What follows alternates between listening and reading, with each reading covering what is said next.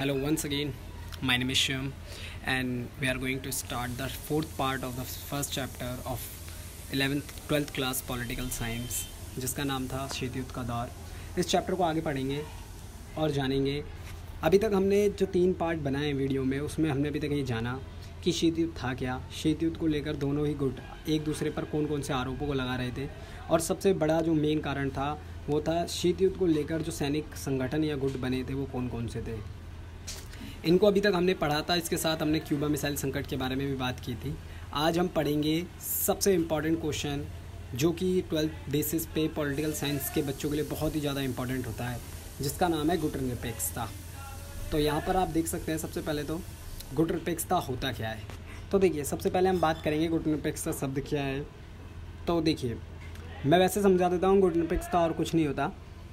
जब दुनिया में 2 विचारधाराएँ, पूंजीवाद और साम्यवादी, विश्व स्तर पर अपने दबदबे को कायम कर चुकी थी, तब नव राष्ट्रीय यानी जो जिनको तुरंत आज़ादी मिली थी 20वीं सदी के दौरान, उस दौरान पर इन नव राष्ट्रों ने इन दोनों विचारधाराओं को ठुकराया और अपनी एक तीसरी विचारधारा को अपनाया, जिसका नाम ही गुटनिरपेक्षता की नीति पड़ा। इसको हम विस्तार से जानेंगे और जानेंगे किस किस देश ने गुटनिरपेक्षता की नीति को सबसे पहले अपनाया था और गुटनिरपेक्षता की नीति थी क्या। मुख्य रूप से इस नीति के तहत किस प्रकार की विचारधारा को एक्सेप्ट किया गया था। क्वेश्चन आता है कि गुटनिरपेक्षता की नीति क्या है, इस नीति के क्या क्या उद्देश्य थे, बताइए। तो सबसे पहले हम बात करते हैं गुटनिरपेक्षता था क्या।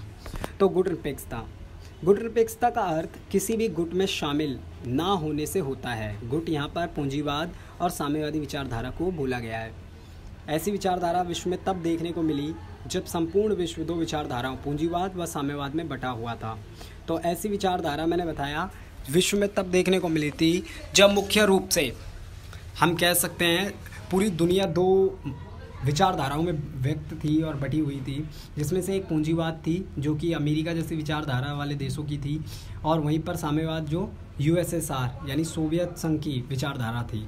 उस समय एक तीसरी विचारधारा ने अस्तित्व के रूप में, यानी एक तीसरी विचारधारा अस्तित्व में आई, जिसका नाम गुटनिरपेक्षता की नीति पड़ा। अच्छा, ये जो गुटनिरपेक्षता की नीति थी, ये स्वतंत्र राष्ट्रों ने, यानी जो 20वीं सदी में तत्काल उस समय स्वतंत्र हुए थे ना, उन राष्ट्रों ने अपनाई थी ये विचारधारा।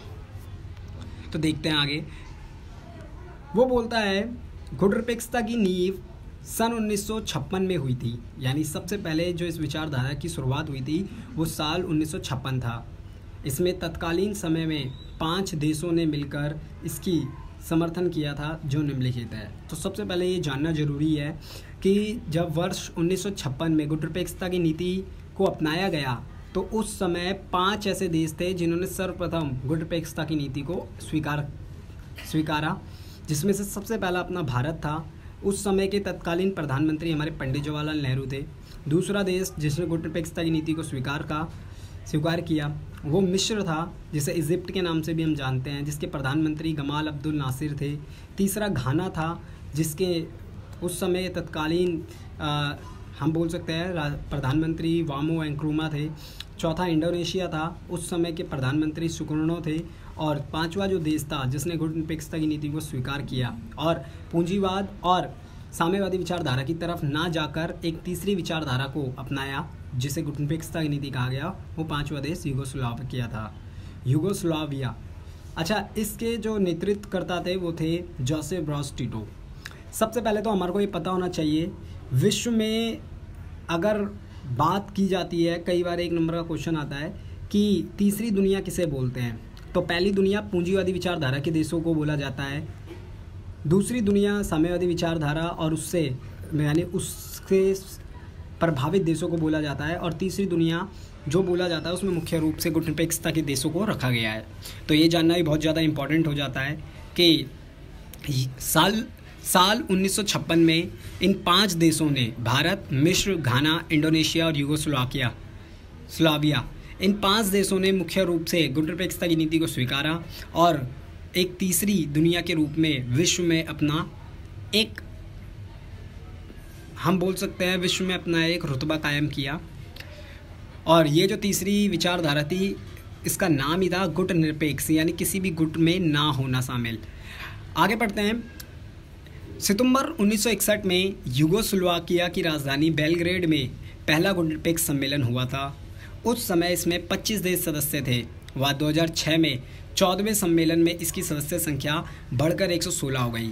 इसके उद्देश्य निम्न तौर पर समझे जा सकते हैं। सबसे पहले तो ये समझना होगा कि वर्ष 1956 में बने गुटनिरपेक्षता जैसी विचारधारा कुछ ही सालों में देखते देखते जब इसका पहला जो सम्मेलन हुआ यूगोस्लाविया की राजधानी बेलग्रेड में, उस समय इसके जो सदस्य देश थे वो 25 थे केवल। लेकिन जब इसका 14वां सम्मेलन वर्ष 2006 में हुआ तो इसकी सदस्य संख्या आप देख सकते हैं 25 से बढ़कर 116 हो गई, जो इसकी सफलताओं को दर्शाता है, जो इसके कार्य करने की क्षमता को दर्शाता है और विश्व में देशों के प्रति इसके झुकाव को दर्शाता है। अच्छा, कई बार क्वेश्चन आता है कि गुटनिरपेक्षता का उद्देश्य क्या था, यानी ये विचारधारा क्यों अपनाई गई नव राष्ट्रों ने या नव स्वतंत्र राष्ट्रों ने।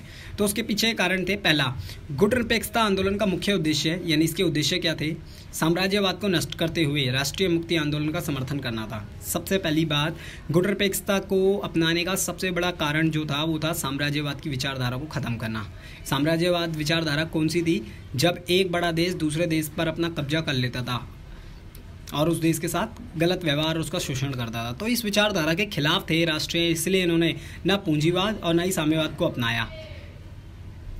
राष्ट्रीय मुक्ति आंदोलन का समर्थन करना, और ये चाहते थे, ये देशों द्वारा अपनाई गई जो विचारधारा थी गुटनिरपेक्षता की, इनका मुख्य उद्देश्य था कि एक ऐसी नीति को स्वीकारा जाए जिससे राष्ट्रीय मुक्ति को बढ़ावा मिले, यानी हर एक राष्ट्र किसी के आश्रित ना हो या कोई बड़ा देश किसी राष्ट्र को ना चलाए। दूसरा, विश्व शांति व सुरक्षा को बढ़ावा देना। गुटनिरपेक्षता का दूसरा उद्देश्य था पूंजीवाद और साम्यवादी विचारधारा में जाने के कारण अगर कोई देश जाता था तो कहीं ना कहीं इससे विश्व पर दबाव बनता था।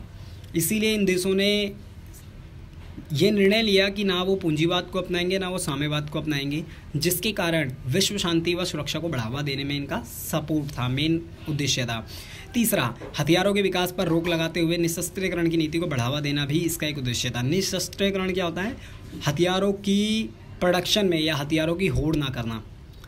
एशिया, चौथा जो उद्देश्य था इसका वो था एशिया व अफ्रीका जैसे देशों में चल रहे रंगभेद के खिलाफ आंदोलन का समर्थन करना। यानी उस समय एशिया और अफ्रीका के देशों में रंग भेदभाव को लेकर हम बोल सकते हैं भेदभाव होता था, इसको भी ख़त्म करने का सबसे बड़ा उद्देश्य इसका था गुटनिरपेक्षता नीति का। पांचवा जो इसका उद्देश्य था वो था वैश्विक समस्याओं से निपटना और अंतर्राष्ट्रीय सहयोग पर बल देना।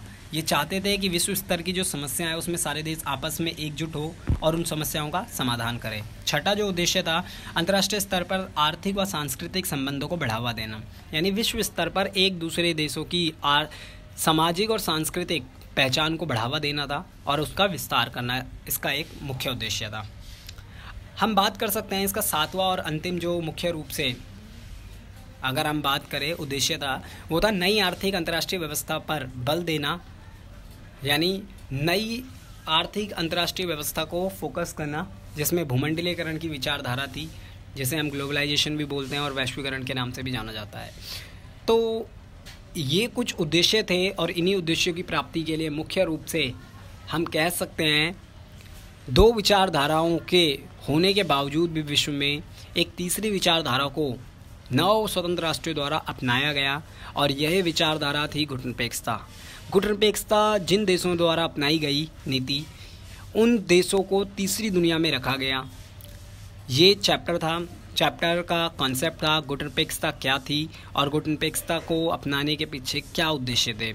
तो होप सो आपको वीडियो समझ आई होगी। इसके बाकी पार्ट्स अगली वीडियो में डाले जाएंगे।